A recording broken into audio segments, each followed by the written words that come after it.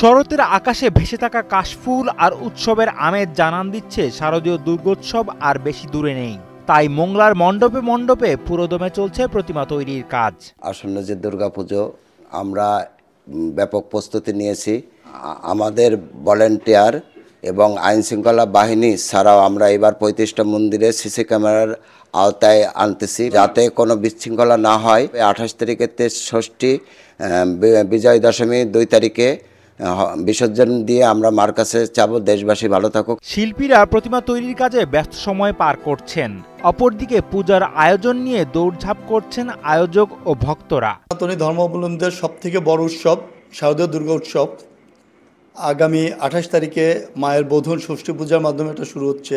অত্যন্ত ধর্মীয় সম্প্রীতির একটা জায়গা। এখানে ইতিপূর্বে কখনো কোনো রকম অপ্রীতিকর ঘটনার খবর বা ঘটনা মোংলাতে ঘটে নাই।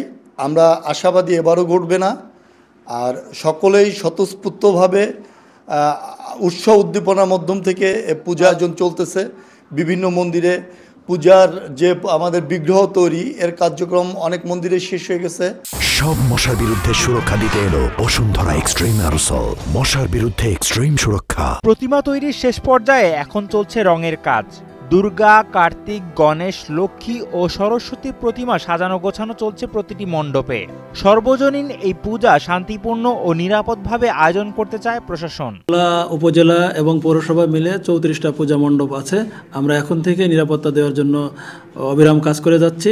এবার আমরা পূজাতে যথেষ্ট নিরাপত্তা ব্যবস্থা রেখেছি। ইউনিফর্মধারী পুলিশ থাকবে এবং সাদা পোশাকেও আমাদের গোয়েন্দা বাহিনী কাজ করবে। পাশাপাশি এখানে অন্যান্য আইন শৃঙ্খলা বাহিনী, র্যাব, আনসার, তারপরে আমাদের কোস্টগার্ড, নেভি এরাও আমাদেরকে সহযোগিতা করবে। আগামী 21 সেপ্টেম্বর মহালয়ার মধ্য দিয়ে শুরু হবে এবারের শারদীয় দুর্গোৎসবের আনুষ্ঠানিকতা।